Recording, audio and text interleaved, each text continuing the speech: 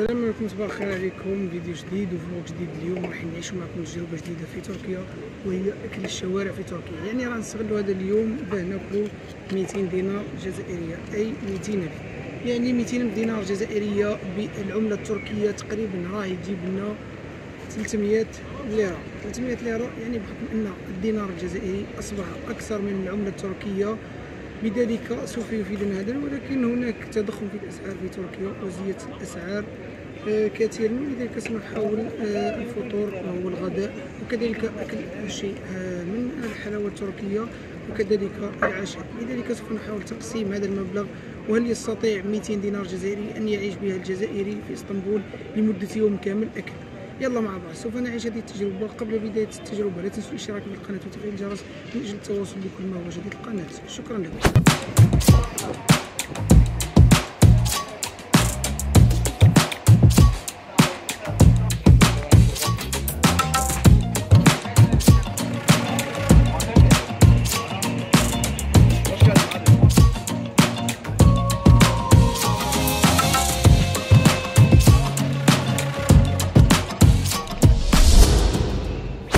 يلا عدنا لكم. الان نحن في الطريق نحو مول فلوريا. راح ان شاء الله نتغداو تما، راح نكتشفوا مع بعضنا هذا اول وجبه غداء لهذا اليوم اللي راح نحسبوا فيه حنا نصرفوا 200 دينار جزائري. بالنسبه للفطور ما فطرناش في الدار، ما فطرناش برا عفوا، فطرنا في الدار لان عندنا بعض الماكله وانا من النوع اللي ما ياكلش بزاف في الفطور، لذلك الوجبه تاعي راح تكون الاولى هي الغداء.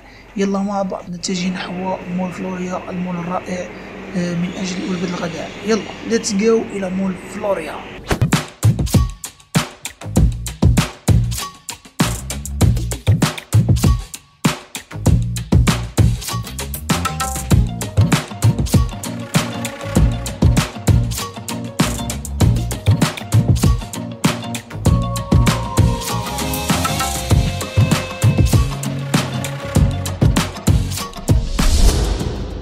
وهنا وصلنا كيما راكم تشوفوا للمحل تاع كينج برجر.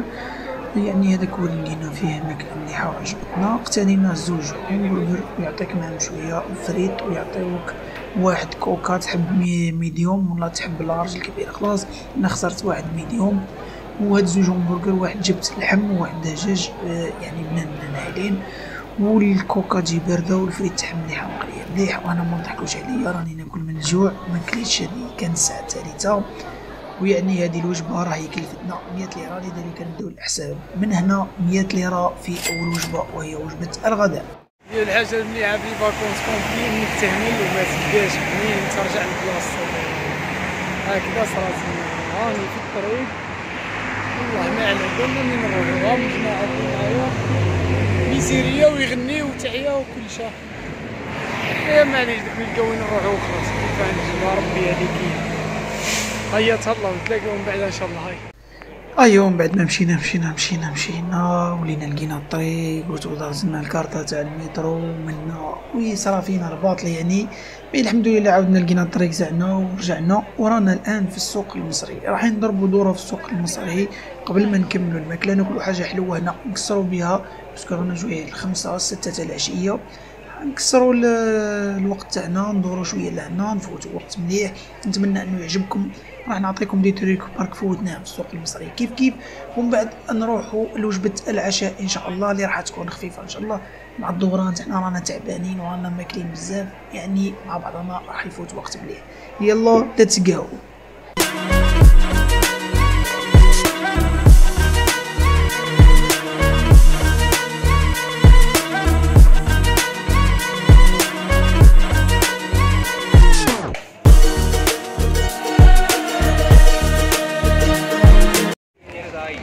بالنسبة للتحلية شرينا هالكي، هذه 10 ليرة يعني بتاع دراهمنا واحد 8000 ولا 9000.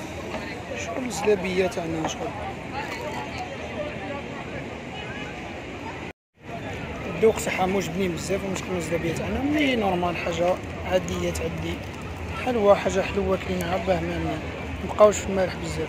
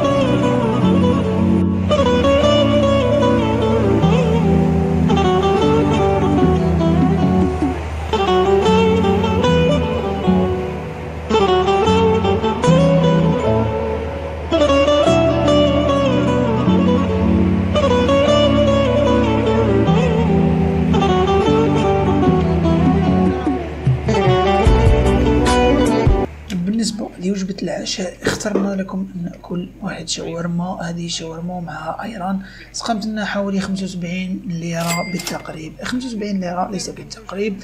أخذت شاورما دجاج ليس شاورما لحم. أنا لا أحب اللحم في تركيا.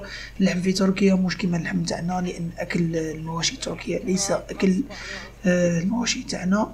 يعني هي ألذ شاورما أكلتها بالنسبة للجزائر وتركيا. الشاورما التركية بعيدة كل البعد عن الشاورما الجزائرية.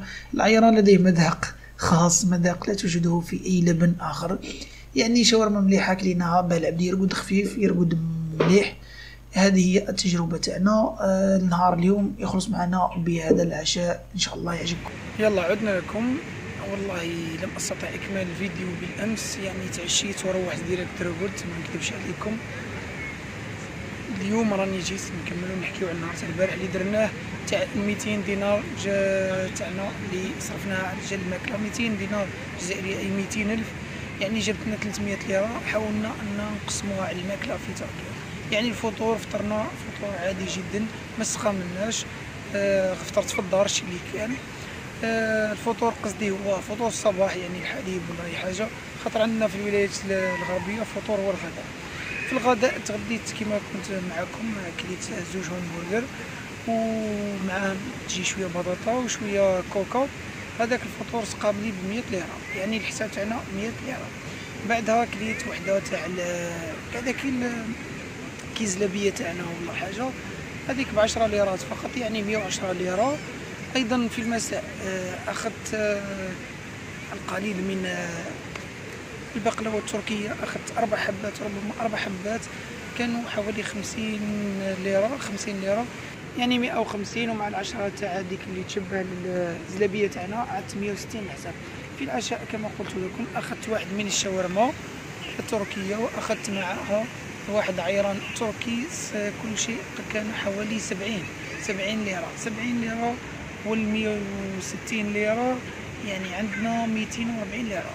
يعني غداء وعشاء وحلويات، وايضا اخذت منها بعض الحلويات كاش شيكولا ولا حوايج خفاف. بعد حطهم لكم في الفيديو.